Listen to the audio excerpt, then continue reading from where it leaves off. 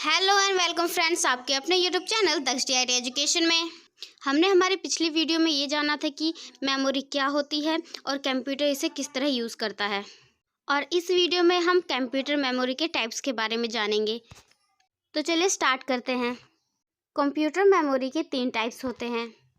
First, primary memory, इसे main memory भी कहते हैं। सेकंड, सेकेंडरी मेमोरी, जिसे एक्सटर्नल मेमोरी भी कहते हैं। एंड थर्ड है हमारी कैशे मेमोरी। आगे हम इन्हीं तीनों मेमोरीज के बारे में जानेंगे। तो चलिए स्टार्ट करते हैं प्राइमरी मेमोरी से। प्राइमरी मेमोरी सिर्फ वही डाटा और इंस्ट्रक्शंस को होल्ड करती है जिसमें कंप्यूटर अभी काम कर रहा हो, यानी जिसमें अभी कंप्यूटर वर्क कर रहा हो। इसमें बहुत ही लिमिटेड कैपेसिटी होती है और डाटा इसमें लॉस्ट भी हो जाता है जब पावर को स्विच्ड ऑफ कर दिया जाए। ये जनरली सेमीकंडक्टर डिवाइस से बना हुआ होता है। ये मेमोरी रजिस्टर्स के जैसे फास्ट नहीं होती है। डाटा और इंस्ट्रक्शन जिन्हें की प्रोसेस करने की ज़रूरत होती है वो इसी मेन मेमोरी के अंदर रिसाइड करती है। इन्हें डिवाइड किया जाता है 2 सब कैटेगरीज में, रैम और रोम। ये यूजुअली वॉलेटाइल मेमोरी होती है। एक कंप्यूटर बिना प्राइमरी मेमोरी के लिए रन नहीं होता है, यानी बिना प्राइमरी मेमोरी के कंप्यूटर आप नहीं चला सकते। ओके, तो चलिए अब हम सेकेंडरी मेमोरी की बात कर लेते हैं। सेकेंडरी मेमोरी को एक्सटर्नल मेमोरी भी कहते हैं।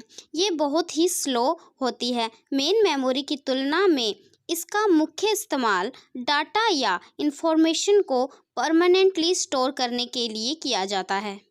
CPU डायरेक्टली इन मेमोरीज को एक्सेस नहीं कर सकता, बल्कि इसके लिए इन्हें इनपुट आउटपुट रूटीन्स का यूज़ करना पड़ता है। सेकेंडरी मेमोरी के कंटेंट को पहले ट्रांसफर्ड किया जाता है मेन मेमोरी में और उसके बाद ही उन्हें CPU एक्सेस करता है, जैसे कि CD, रोम, DVD, flash drive, hard disk etcetera.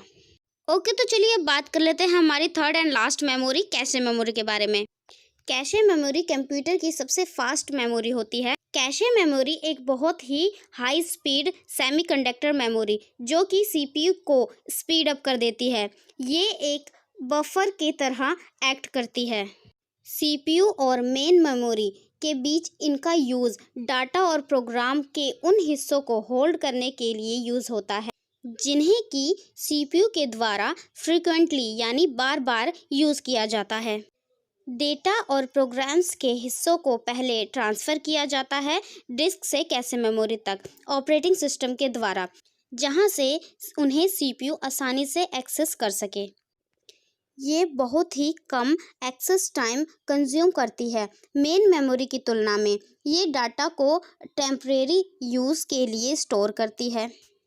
वैसे ये बहुत ही एक्सपेंसिव मेमोरी होती है और इसकी लिमिटेड कैपेसिटी होती है। ओके, तो आज का टॉपिक यहीं ख़त्म होता है। मिलते हैं हमारी नेक्स्ट वीडियो में। पर प्लीज़ अगर मेरी वीडियो अच्छी लगी हो तो इसे लाइक कर दें, चैनल को सब्सक्राइब कर दें। Thank you for watching.